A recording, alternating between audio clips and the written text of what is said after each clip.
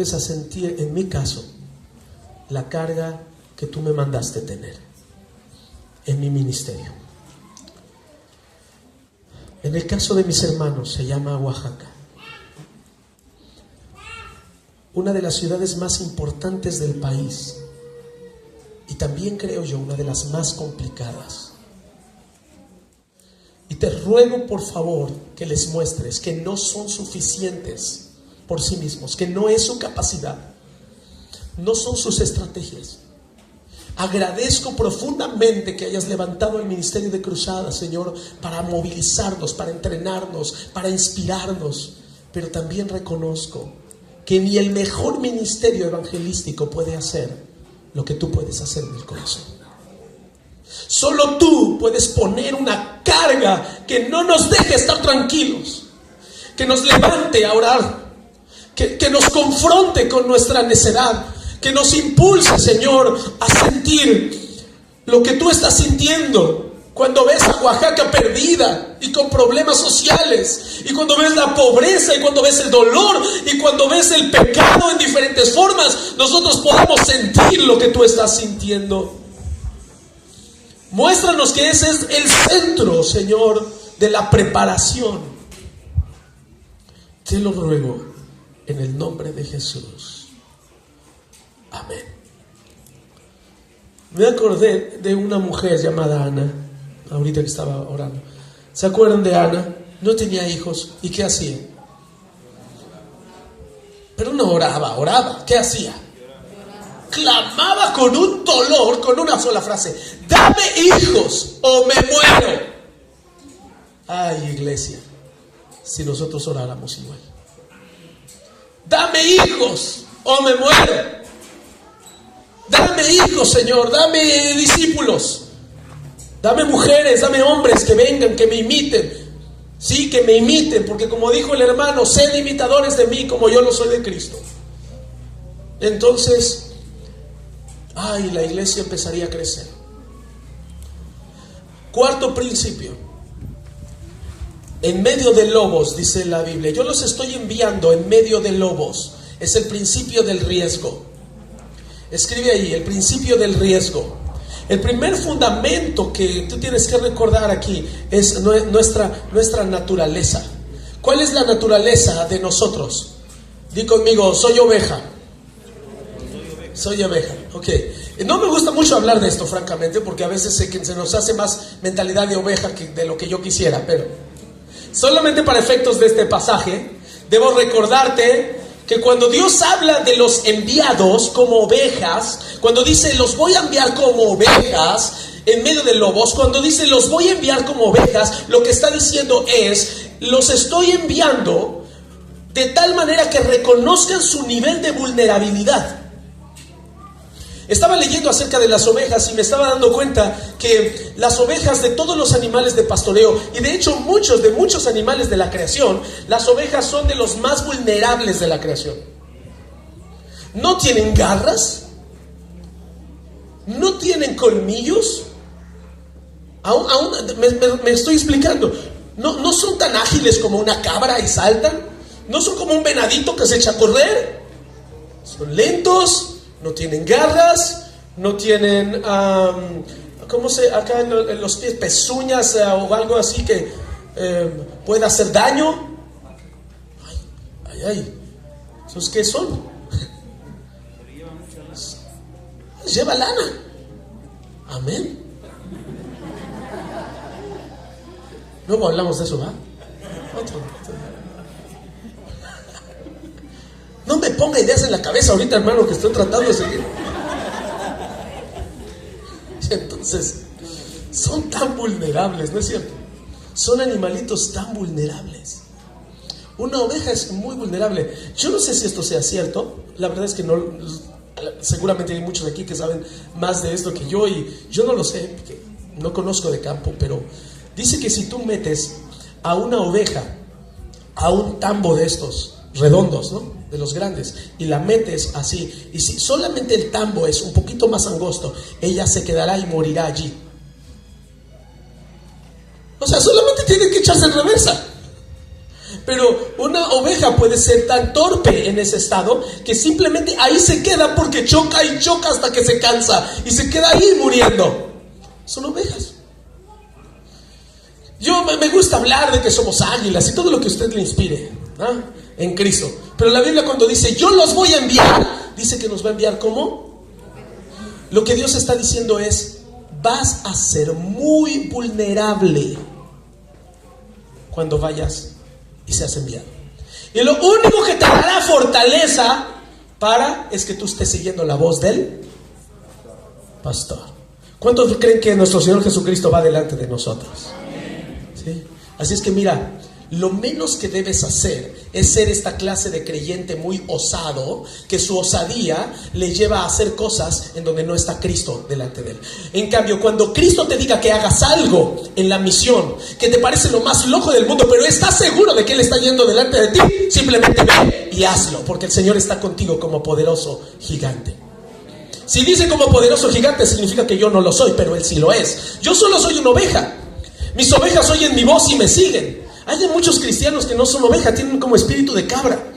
Entonces se saltan las trancas, no siguen, no escuchan la voz claramente del pastor. Yo leí esta historia de que en algunos lugares de Europa, los que crían ovejas y lo hacen por mucho tiempo, siempre tienen alguna que le sale medio con espíritu de cabra y todo el tiempo se va. Y entonces van y la jalan y esta ovejita como que regresa, pero le nace irse chueco, ¿sí? Y entonces se les pierde una vez, regresan y cuentan 1, 2, 3, 99. No, 99 ya se volvió a quedar esta ingrata. Y ahí van a buscarla y ahí la encuentran ya chillando en la oscuridad. Ahora sí. Y la ve y órale, va, y estamos de regreso. Y entonces algunos de estos pastores, pues ya después de una ocasión o dos, ya sacan la varita, ¿no? No el callado, la otra. ¡Sas! Y órale, y ahí sale corriendo. Y ahí va. Pero le gusta y repite la dosis y se vuelve a perder. Yo leí que algunos pastores lo que hacen cuando ya está perdida y se ha perdido varias veces es que van y cuando la ven ahí, la ovejita lo ve y quiere salir corriendo ahora sí. Pero entonces él se aparta y toma una especie como de pañuelo de tela y va y le venda los ojos a la oveja y se los tapa bien y él se aparta y se queda allí. Y la ovejita ahora se siente sola y ya estaba con frío y ya tenía miedo y ahora ni siquiera ve. Y se queda ahí y se espera un rato. Y aquella dando balidos de desesperación. Entonces él va lento y la agarra y le agarra una pata y se la quiebra. Y la deja llorando. Y la otra ahora está ciega y sola y sin ver y él está allí. Y hay que quebrarle la pata. Hay que recordarle que es vulnerable. A veces Dios nos recuerda que somos vulnerables y que separados de mí nada podéis hacer. Así es que se aparta el pastor y cuando ya está la otra pobre que ya hasta se tiró ahí dejándose morir, él se acerca y le quita la venda. Cuando él ve al pastor, ¿qué cree que hace? Ahora sí, mi Salvador, ¿verdad? Y entonces él la carga, se la pone en los hombros y se la lleva cargando. Ese acto, entonces, y llega a casa y le arregla la pata y la cura y la abraza. Y los siguientes días, él tiene que tomar a la oveja, como no puede caminar, sobre sus hombros todos los días, llevándola a pastos verdes, a pastar. Esa oveja nunca más se vuelve a separar del pastor. ¿Cuántos de ustedes quiebran patas, pastores? Bueno, mejor les pregunto, ¿cuántos de ustedes necesitan que se les quiebre una patita? De vez en cuando, ¿no? No estoy hablando nada más del buen pastor, ¿eh? Estoy hablando también de tu pastor. Del pastor que te guía, del hombre que ha puesto el Señor para guiar tu vida. ¿Cuántos pastores hay aquí? Levanten la mano. Gracias a Dios. Hermanos, ¿verdad que luego tenemos unas unas ovejas que dan ganas de... Ay, Señor. En medio de lobos. Nuestra naturaleza de ovejas nos impulsa a veces o debería de impulsarnos a la dependencia. Eso es lo que Dios está diciendo. Los voy a enviar en medio de lobos, me van a necesitar. No vayas solo, que fue el principio número 1. Pero no te olvides de la naturaleza de tu enemigo y no te olvides de la naturaleza de tu misión. No debes ir solo, eres vulnerable, vas a necesitar cobertura. Cobertura. Quiero que digas conmigo, cobertura. Ok, déjenme darles otra capsulita bíblica sobre cobertura. Me parece importante, no viene mucho al tema, pero denme chance. En el arca del pacto, que era el instrumento más sagrado de los judíos tenían el lugar santo y el lugar santísimo, ya saben, todos estos atrios, y estaba el lugar santísimo, y hasta dentro del lugar santísimo había un arca, el arca del pacto, y era por mucho el instrumento más sagrado. Y ustedes recuerdan que en realidad era una caja, muy adornada y todo, pero una caja. ¿Qué cosas tenía adentro? Las tablas de la ley, ¿qué más? La vara de Aarón, ¿y qué más? Y el maná. Así es que tenemos 3 cosas aquí adentro. Y era tan simbólico porque cuando el pueblo de Israel iba a la guerra y ellos querían llevar el arca, y cuando a veces el arca estaba allí, ellos ganaban las batallas porque era símbolo de la presencia y la cobertura de Dios sobre ellos. Cuando hacían una actividad importante de adoración, sacaban el arca, la ponían en medio y la presencia de Dios se manifestaba, porque la presencia y la cobertura de Dios estaba simbolizada en el arca. Ahora, yo le habría preguntado a Dios por qué esas 3 cosas. Y lo que hay allí son 3 elementos que simbolizan la cobertura de Dios sobre su pueblo. Es lo que hace que una oveja siga siendo oveja y lo que necesita la oveja, especialmente en momentos difíciles. Así es que tengo 3 elementos. El primero de ellos es el maná. Tengo un pedazo del maná. El Señor es nuestro alimento. Yo quiero recordarte esto: tu verdadera cobertura te asigna tu dieta. ¿Cuántos de ustedes tienen hijos y ustedes les asignan dieta? Mis hijos comerían sopas Maruchan todos los días. Ellos serían felices si les doy para unas papas y un gansito, y serían felices de la vida. Pero su madre tiene ideas extraordinarias sobre la comida. Mi amada esposa llega y les dice: hay sopita de verduras. Mamá, la Maruchan cuesta, y en 2 minutos está lista. Sopa de verduras. Está bien. Y ya saben, las mamás luego tienen estas ideas extrañas, ¿no? Que sopa de médula, ¿qué es eso? Te lo comes. Porque no es buffet, no es restaurante. Aquí te comes lo que te doy. ¿Cuántas mamás dicen amén? Sí, porque les pasó lo mismo, ¿verdad? Entonces hay que desahogarse ahora. Ahora ya tienen víctimas. Entonces les preparamos el alimento y yo le asigno la dieta a mis hijos y les tengo que decir: esto vas a comer, porque tú te conviertes en lo que te comes. ¿Sí o no? Así es que Dios está diciendo: te vas a comer lo que te doy. De pronto los pastores llegan con alimento el domingo y le sirven a la iglesia un bistezote que prepararon entre semana. Estudiaron, el pastor hizo un estudio, una predicación de esas tremendas, y él estudió y te sirve un bistec. Y de esas palabras al estilo de Jesús, de que lo oye la gente y se va la gente, ¿te acuerdas? Jesús predicó un sermón de estos de bistec, y entonces la gente oyó y decía: no, pues está muy comprometedor. Me gustaba cuando multiplicaba los panes y los peces, pero ya hablar de la misión ya. Entonces va. Entonces llega uno de los discípulos y les dice: maestro, que se va la gente. Se nos acaba el negocio aquí. ¿Y qué contesta el Señor? ¿Y ustedes qué? ¿También quieren irse? No, pues a veces los pastores tenemos que preparar alimento de este tipo, ¿no es cierto? Porque si nada más le damos gansito a la iglesia, tontos raquíticos al rato, pura leche quieren. Tenemos que soltar alimento sólido. Eso es cobertura. ¿Cuántos alimentan a su familia? La iglesia también necesita ser alimentada. La segunda cosa era la vara de Aarón. Era una vara de pastor, por lo tanto era una vara que guía. La segunda cosa que necesitamos del Señor es su guía. Dios está diciendo: si tú quieres mi cobertura, necesitas mi guía. ¿Quién está guiando tu vida? La persona que guía tu vida es tu verdadera cobertura. Así es que de pronto algunos comen en enlace y nada más se guían por enlace. Y dan sus diezmos enlace, además, ¿no? Hablando de lana. Y yo digo: bueno, ¿y aquí qué vienes a hacer a la iglesia? ¿Criticar? Porque escuchas muchas cosas que ya no son como tú pensabas. Necesitas llegar a tu iglesia y enlazarte con tu iglesia. Aquí hay 6 iglesias representadas, me dijeron. ¿Cuántos dan gracias a Dios por su casa? Y en esa casa recibo alimento y en esa casa recibo guía. En esa casa está mi maná y en esa casa está mi vara de Aarón. Y el tercer elemento, ¿cuál era? Eso para mí son los límites de Dios. Donde Dios dice sí y donde Dios dice no. De aquí a aquí. Después de no matarás, si te pasas, estás en problemas. Así es que la tercera cosa que hace una cobertura por ti es decirte lo que no puedes hacer. Te pone límites. Escúchenme, pastores en particular. ¿Quién les está poniendo límites?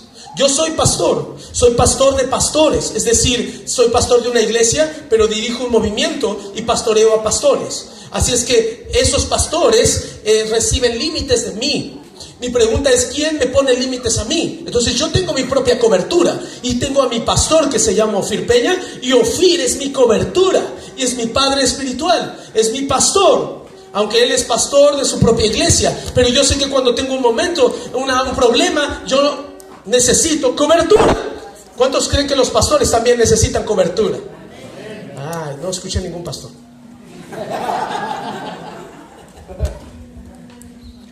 Vamos a ser sinceros, hermanos, queridos pastores. Cuando estás en un problema, ¿qué haces? ¿Quién es la persona a la que tú le has dado el derecho de decirte no hagas eso? ¿A quién le has dado el derecho en tu vida de decirte la estás regando, salte de eso, infórmame de aquello? ¿Quién dice que llegando al pastorado ya estamos libres de pena y culpa? Estoy hablando de cobertura. ¿Estás conmigo, hermano? Bueno, estoy saliendo un poquito, pero es que si ustedes van como ovejas en medio de lobos, necesitan cobertura. Lo bueno es que este mensaje es para las ovejas, están pensando los pastores. No, somos también ovejas de su prado. Número 5, el principio de la dependencia. Les dice el Señor, no lleves alforja, no lleves esto, no te prepares de más. Es el principio de la dependencia. No significa que no tenga que producir recursos la iglesia. Claro que tiene que producir recursos. Lo que está diciendo es, tu dependencia cuando yo te envío es de mí. Tienes que recordar, yo soy tu proveedor, yo soy tu maná. ¿Saben qué me gustaba del principio del maná? Que se acababa el día. ¿Se acuerdan? ¿Qué hacía la gente con el maná? Acumulaba y decía, pues es que ¿qué tal si mañana no cae?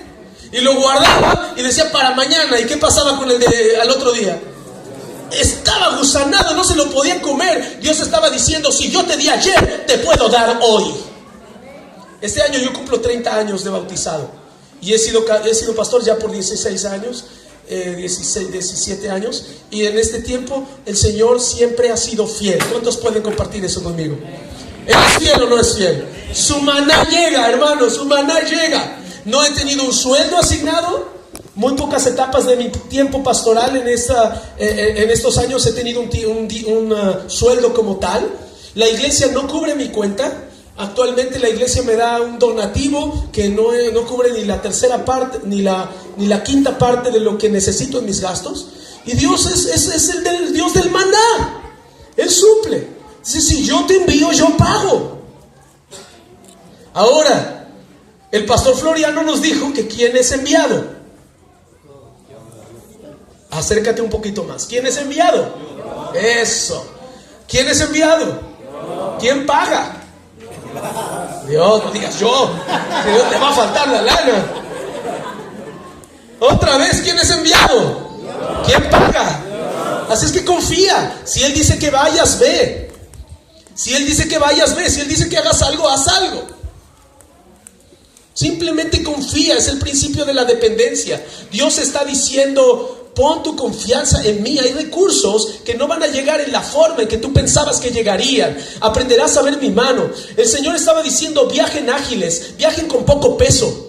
No se comprometan con más cosas de las que necesitan comprometerse, porque yo proveeré. Ahora repito, esto no significa que la iglesia no debe producir recursos. Claro que debe producirlos. Lo que significa es que aún en la abundancia nunca debemos perder la perspectiva de que nuestro Jehová se llama Jireh y Él es el verdadero proveedor.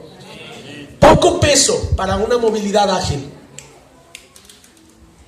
Deja tu autoconfianza, Él va a pagar la cuenta, y mantén el enfoque en lo que Él quiere.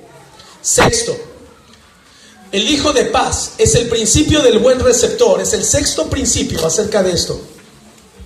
Cuando llegues a un lugar, busca al hijo de paz, busca a ese que quiere recibir. No estés forzando las cosas con aquellos que no quieren recibir. Busca al que quiere recibir. Creo que ya les han hablado de esto, ya lo han escuchado algunas veces. El hijo de paz es aquella persona que está lista. Tú has oído esta ilustración de que cuando la fruta está madura, tú no tienes que pegarle de jalones al árbol para que caiga. A veces solamente estiras la mano y cae.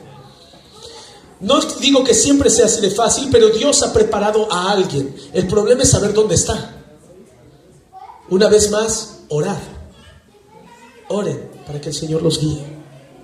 Señor, guíame. Guíame.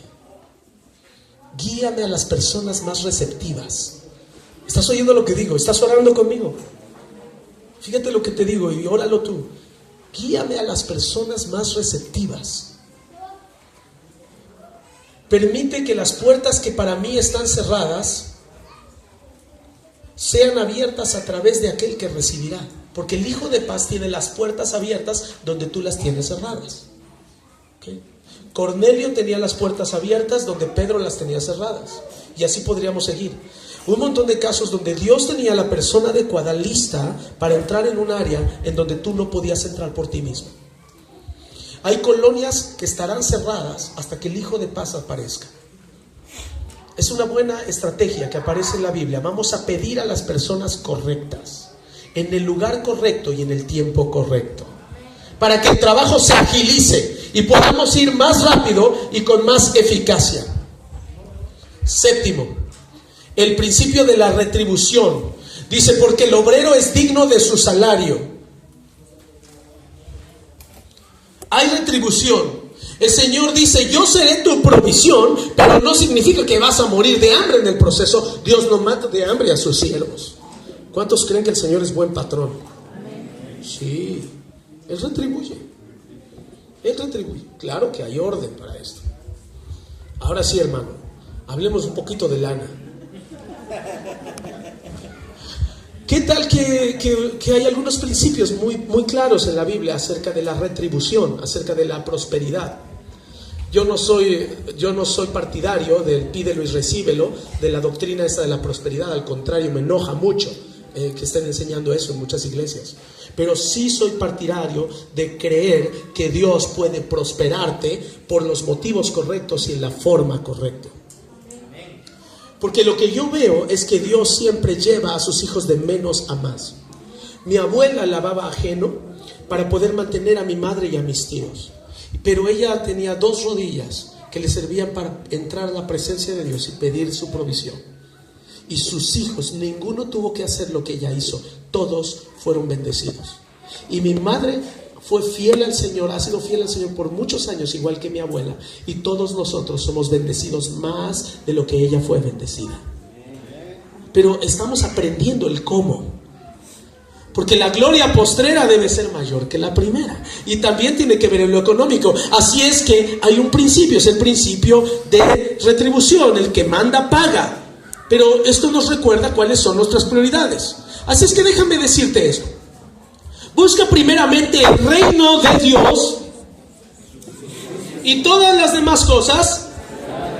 Así es que el mayor problema que tenemos los humanos y los cristianos es que estamos buscando la añadidura en lugar de buscar el reino de Dios. Así es que conozco un montón de cristianos corriendo detrás de la retribución económica. Yo voy a trabajar para tener dinero, para después tener algo de tiempo para la iglesia o lo que sea. Pero primero, mi prioridad es, y yo te digo, ok, tu prioridad no es la producción de dinero, tu prioridad es ser productivo. ¿Que no es lo mismo? No. El Señor dijo que multiplicáramos y que abundáramos en la mayordomía que nos dio. Pero el objetivo no era el dinero en sí, sino era ser buenos mayordomos de lo que Él nos había dado. Así es que lo que veo es que hay algunas personas que están persiguiendo lo que debería perseguirlos a ellos. Escúchalo de nuevo. Hay personas que están persiguiendo lo que debería perseguirlos a ellos. Así es que yo no estoy persiguiendo una casa, yo estoy persiguiendo al Señor. La casa me está persiguiendo a mí. ¿Sí? ¿Escuchaste bien? Así es como mi esposa y yo lo tenemos acordados. Nosotros no estamos muriéndonos aquí por tener una casa. Queremos cumplir el propósito de Dios y oramos, Señor, la casa, por favor, acelérala. No la persigo, yo persigo lo que tú quieres que persiga, pero... Y entonces hay cosas que me vienen persiguiendo. ¿Qué cosas has perseguido que te deberían de estar persiguiendo a ti? El pastor Floriano nos dijo, a veces perseguimos los cultos y los congresos y los conciertos como cristianos. Y entonces me recuerda aquel pasaje que dice, estas señales seguirán a los que creen. Y lo que yo veo es un montón de cristianos siguiendo las señales en lugar de que los señales los sigan a ellos. Oímos que hay alguien que va a traer un hermoso ministerio de algo y vamos detrás de él. Y Dios está diciendo, ¿por qué no lo haces tú? ¿Por qué no lo haces tú? El Señor te puede usar. Escucha lo que te digo. El Señor te puede usar, te quiere usar. Pero debes dejar de perseguir las cosas que persigue el mundo, perseguirlo a Él y esperar que Él haga lo que dijo que haría. El obrero es digno de su salario. Yo no estoy diciendo que dejes tu trabajo, no todos están llamados a servir, como le llamamos a algunos tiempo completo. Pero sí todos estamos llamados a creer que la fuente de la provisión es el Señor. Así es que no sé qué cosa en tu corazón estés persiguiendo con más pasión que el reino. Te quiero preguntar eso. ¿Qué cosa estás persiguiendo con más pasión que el reino? Algunos de ustedes es la siguiente quincena, otros es el carro que tanto han anhelado, otros es la remodelación de la casa, otros es una relación. Están esperando una relación y la persiguen con más pasión que a Dios. Y Dios sigue diciendo, eso es la añadidura, confía en mí. 8. Cuando llegues a una casa, come lo que te den. ¿Verdad que sí? Hermano Floriano, panza misional. Amén. Come lo que te den. Fui a predicar entre los otomíes y llevaba a 4 o 5 personas conmigo y estábamos entre los otomíes del estado de Hidalgo y llegamos a una casa y una hermana nos ofreció de comer un pollito ahí que ella había preparado y comimos en forma muy sencilla, pero comimos muy rico y casi quedamos satisfechos. Entonces lo comimos normal pues, pero entonces llega otra hermana y nos invita a su casa también. Le digo, ¿ya comido? No, hermana, es que ya preparé por ustedes. Bueno, pues come lo que te den, vamos. Y entonces voy por con la hermana, dijo, un poquito nada más le sirvo. Y entonces ella había preparado una comida, pero era tan pobre en cuanto a pobreza económica, y era tan pobre el lugar, y ella había hecho una sopa de nopal, pero del nopal cuando la penca es grandota. No sé si saben que cuando la penca es grandota prácticamente es pura baba, ¿sí? Cuando es chiquito es cuando, pero entre más grande sale más baba.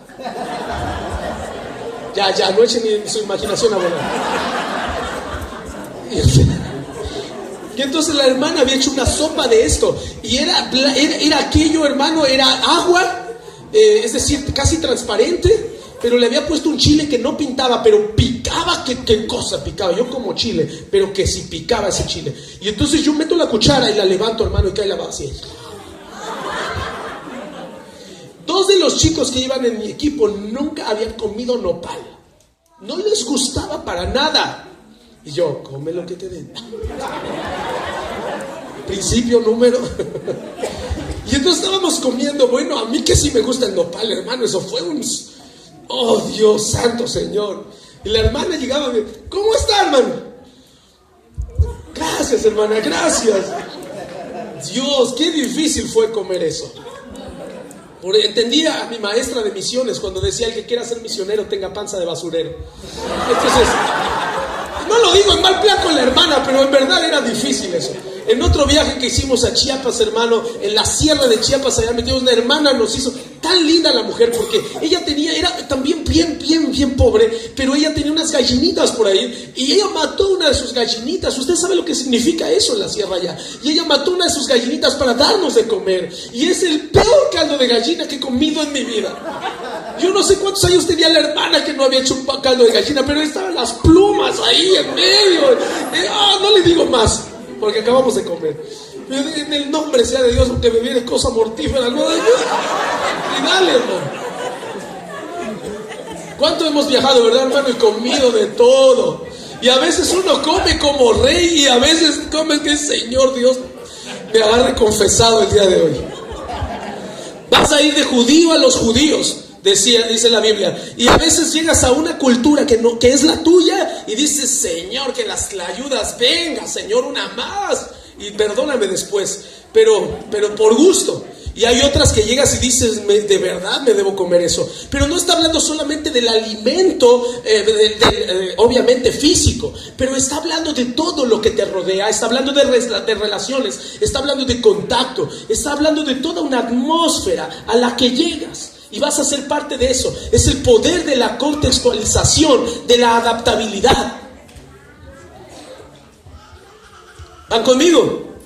Hudson Taylor era un chamaquito, era un jovencito inglés. Fue llamado a predicar el evangelio fuera de Inglaterra y él quería ir a China. Cuando él ve China, se da cuenta de que ya había otros pastores ingleses allá. Entonces los reciben. Él viaja por barco un tiempo, llega a China y se da cuenta que casi todas las iglesias chinas están en la orilla, en lo que llamamos los puertos. Y son muy poquitas.